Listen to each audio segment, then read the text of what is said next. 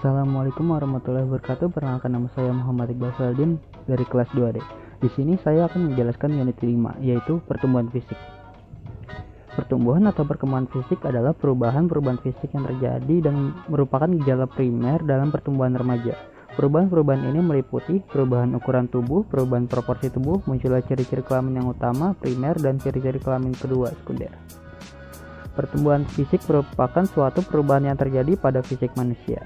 Pada anak usia dasar meliputi pertumbuhan tinggi dan berat badan, perubahan proporsi atau perbandingan antara bagian tubuh yang membentuk postur tubuh, tumbuhan tulang, gigi, otot, dan lemak. Perkembangan fisik ini mencakup aspek-aspek sebagai berikut. Yang pertama itu perkembangan anatomis. Perkembangan anatomis ditunjukkan dengan adanya perubahan kuantitatif pada struktur tulang belulang, indeks tinggi dan berat badan, proporsi tinggi kepala dengan tinggi garis keajekan badan secara keseluruhan. Yang kedua, perkembangan fisiologis. Perkembangan fisiologis ditandai dengan adanya perubahan-perubahan secara kuantitatif, kualitatif, dan fungsional dari sistem-sistem kerja hayati seperti kontraksi otot, peredaran darah dan pernafasan, persyarafan, sekresi kelenjar, dan pencernaan. Faktor-faktor yang mempengaruhi pertumbuhan fisik. Yang pertama, keturunan. Yang kedua, lingkungan. Yang ketiga, gizi. Yang keempat, faktor sebelum lahir. Kekurangan nutrisi dan vitamin pada ibu dan janin. Janin terkena virus. Keracunan sewaktu bayi ada dalam kandungan. Terkena infeksi bakteri sifilis. Terkena penyakit gabak, TBC, kolera, tipus, gondok, sakit gula, dan lain-lain. Yang kelima, faktor ketika lahir. Intracranial hemorrhage atau pendarahan pada bagian kepala bayi yang disebabkan oleh tekanan dari dinding rahim ibu sewaktu ia dilahirkan. Defek pada susunan syaraf pusat karena kelahiran bayi dengan bantuan tang verlosi. Faktor yang keenam, faktor sudah lahir.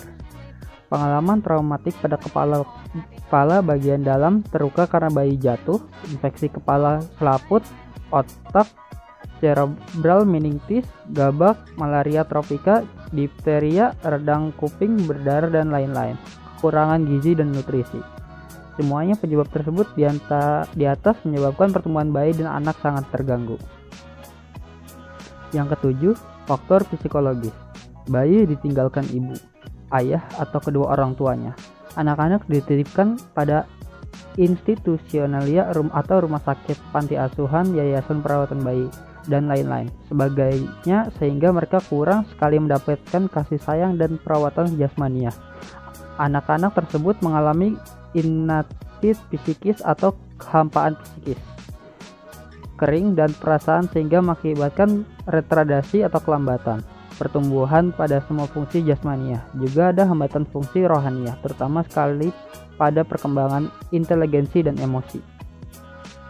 Yang ke-8, sistem endokrin, yaitu bila sistem endokrin berfungsi normal, maka remaja akan memperlihatkan ukuran tubuh yang normal pula.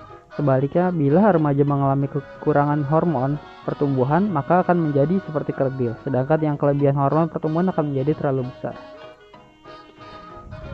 Yang terakhir, ciri-ciri pertumbuhan fisik.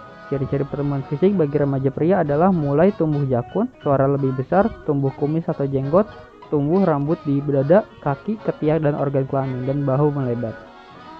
Ciri-ciri pertumbuhan fisik bagi remaja wanita: membesar payudara, pinggul melebar, suara lebih nyaring, timbul jerawat, tumbuh rambut di ketiak dan organ kelamin.